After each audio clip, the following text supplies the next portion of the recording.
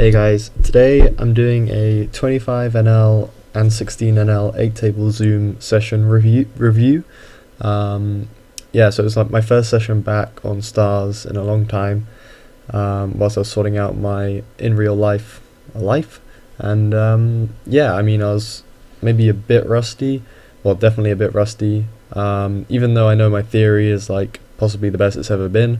Just in practice, I was definitely making a bunch of mistakes, not respecting how tight some people's raising ranges are pre-flop and also post-flop, and just not sticking to rules that I normally drill into my students and stuff. But for my first 5,000 hands back, I don't think it's too bad to make a bunch of mistakes and just get back into the flow. And even today I've played a few hands and I'm playing significantly better, basically fixing all the leaks I was all the mistakes I was making yesterday. So this is the list of mistakes I made.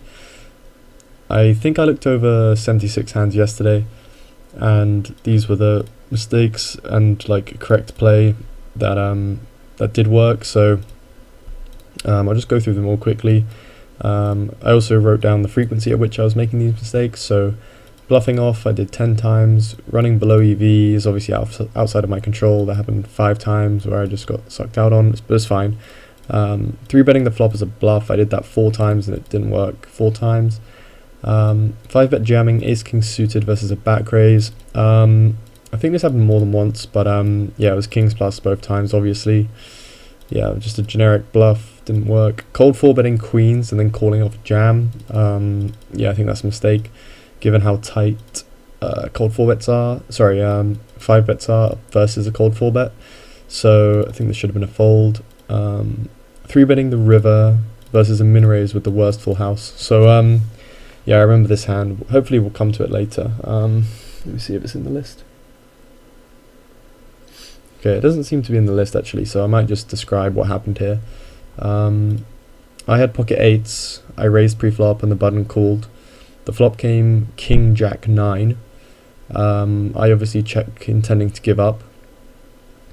He checks back. The turn is an 8, giving me a set, and I assume that he's betting 2 pairs and straights on the flop. I then bet my set. He calls. The river is a king, so I think he's got a weak king at this point. I then overbet 1.5x pot or something. He min raises. I thought, my hand has to be the best hand, assuming my flop assumptions were correct, so I just jammed the rest, hoping he maybe had queen 10 as a slow play. I think he's more inclined to slow play queen 10 than, say, king jack and king 9. Anyway, he did call, and he had king 9 suited for the middle boat. So, I should have respected a min raise on the river with the worst full house, but I don't think it was terrible. This was pretty weird.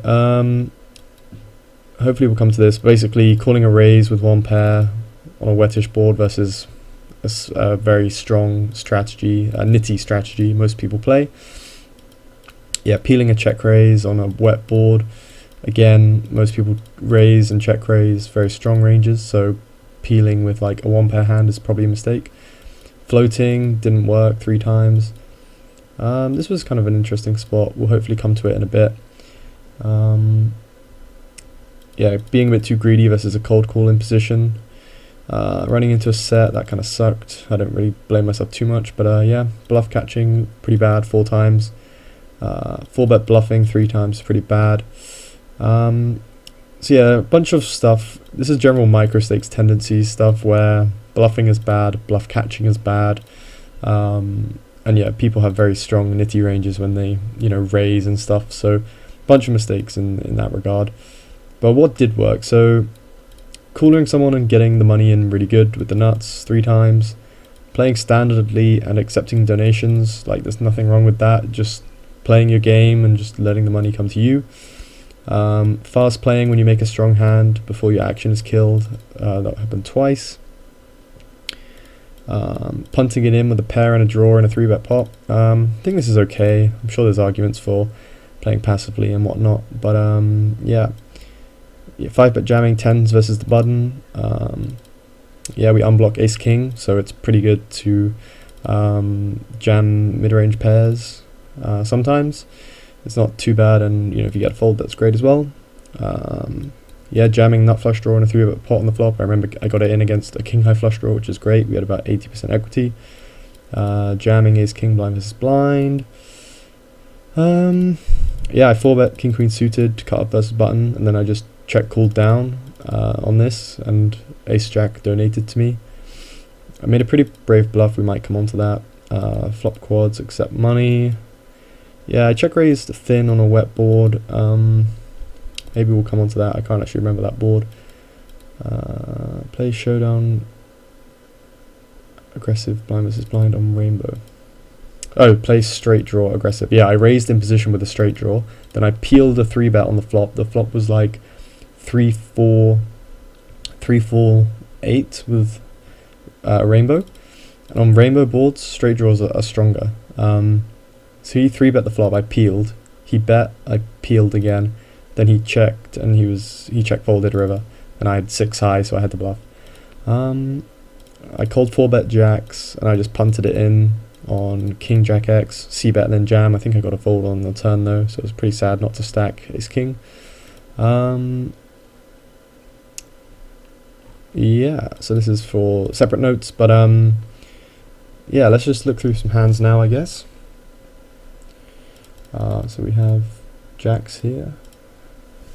Okay, so we, wow, 3-bet, 5-bet jam. Okay, yeah, so this is, oh wait, let me go back a couple of hands actually. That jam looks really speculative. This hand is not actually that big, so I'm actually going to skip that one. I don't know why it appears. So we raise a bunch of limps. We get about, yeah, we see a big pot 4 ways. So we have a lead here. I remember thinking, I think in the moment I thought this was more like a 3-bet pot, where there would have been a raise, a big squeezed, and then we saw the flop. And I thought the flop actually went about 3 ways, not 4 ways. So that's why the pot was so inflated actually. But yeah, here I was just like, there's enough draws out there, even though I blocked some of them. And I think I was also quite fed up of running under EV, and I just thought, you know, jacks has outs against a couple of outs against sets, and deuces should be very unlikely. And it's pretty hard to flop a set, so I just was like, I'm just going to run with this hand. And we've managed to get it in 3 ways, and the deuce turned out to be a good card for us. The 10-9 suited was pretty strong. Yeah, we're not doing too bad against 10-9 suited, and yeah, I think I was just happy to take that one down. So I 3-bet jacks, face a 4-bet. So I went for a jam here, which is pretty big overshove. I think this guy was quite wide, and yeah, it's kind of a strategy I'm testing out because we unblock ace king, and it kind of worked out, I guess. As he did have ace king, so it's this kind of value in that way. I'm really surprised he called off 170 bigs with it, but there you go. Hey. Okay, so we flop top set. We go for the overbet on the turn, which is obviously nice. We make a full house on the river. We jam, and we get called by pocket 8s. Pretty sad outcome, but I think there's enough pocket 9s to pocket jacks, which are just crying. And well, I mean, they have to fold easily, but it's a very plus EV sort of spot if I want to bluff and get folds from diamonds and hearts. So not so bad. We call a 3-bet here. So he pots it. Should be pretty concerned here. I do remember this hand. I do remember that I just stationed down. And I think it's a mistake. I think I can fold somewhere along the way. The problem on the river is that the prices just look so appealing and everything bricked. You know, I just called and he just has aces. Yeah, I don't think I had a read pre-flop that, you know, he'd be too tight that I could justify a fold pre-flop, but yeah, I'm pretty sure I'm not meant to fold that hand in theory, so who cares. Doing some big 3-bets out of position. Yeah, I mean, maybe I should be more concerned about the smaller 4-bets, but this was the same sort of strategy as before when you know, we unblock ace king, and ace king's always going to 4-bet call pretty much, so I'm just trying it out. So far it's had some mixed results. It hasn't happened that much, so it's whatever, but yeah. Okay, so here we faced a tiny re-raise pre-flop, so I just called, and I'm happy just to get it in with my equity here, and we lose, so that kind of sucks. But yeah, I think we were a tiny favourite actually against ace king there. Okay, so we're probably going to cold 4-bet quite small. Yeah, min 5-bet is pretty scary, but you know, just in case he is just spewing, I chucked it in.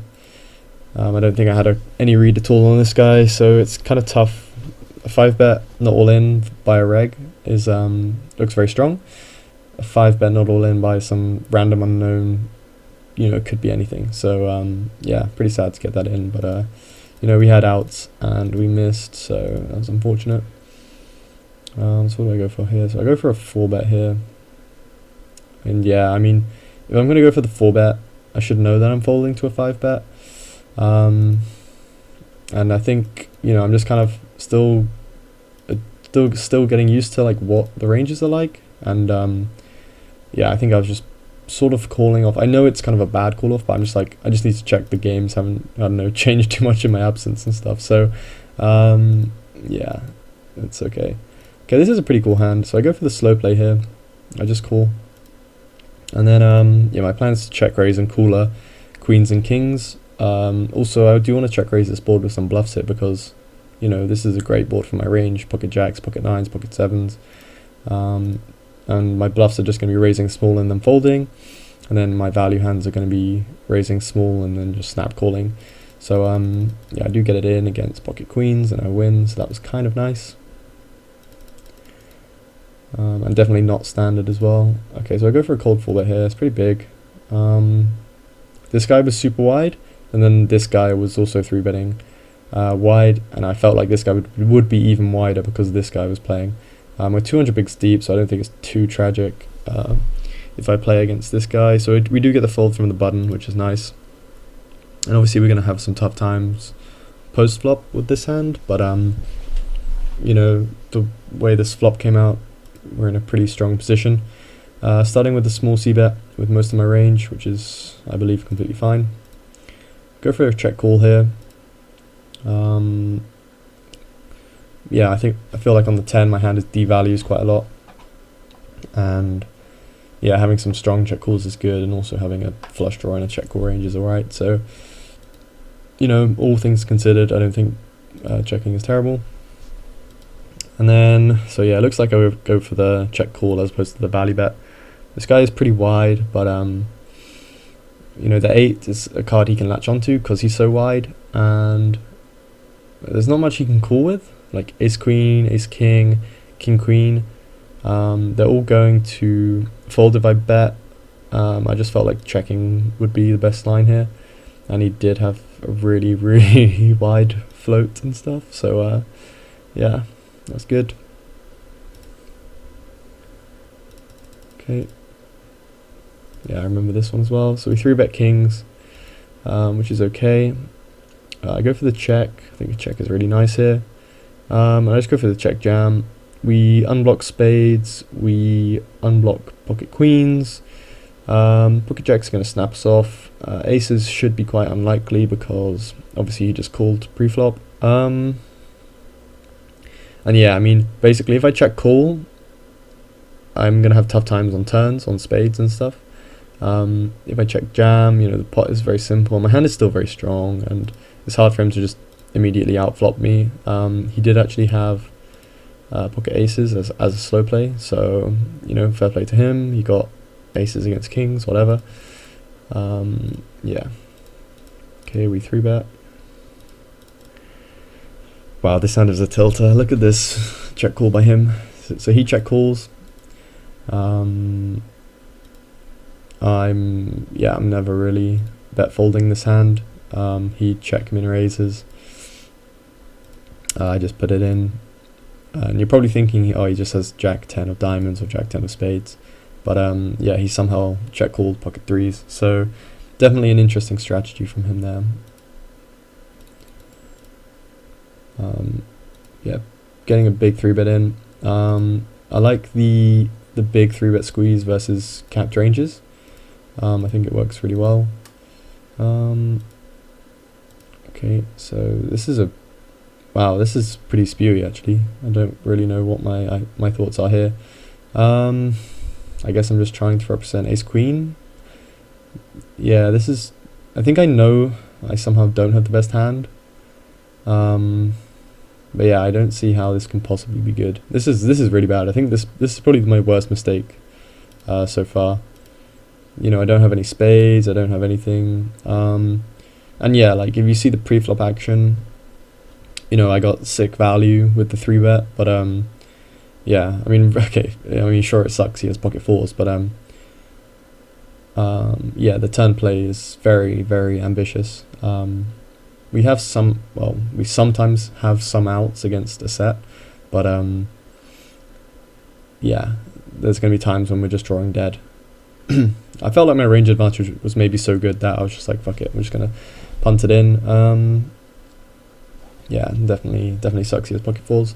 So yeah, I think 15 minutes is long enough for this video. When I did the analysis of the 74 hands or whatever, I could get through them all really quickly, but you know, having to do the commentary, it takes a lot of time, so I think I'll just leave this one here and just check it out there and just show some hands off, and yeah, I'll just see you in the next one, I guess. Alright, bye.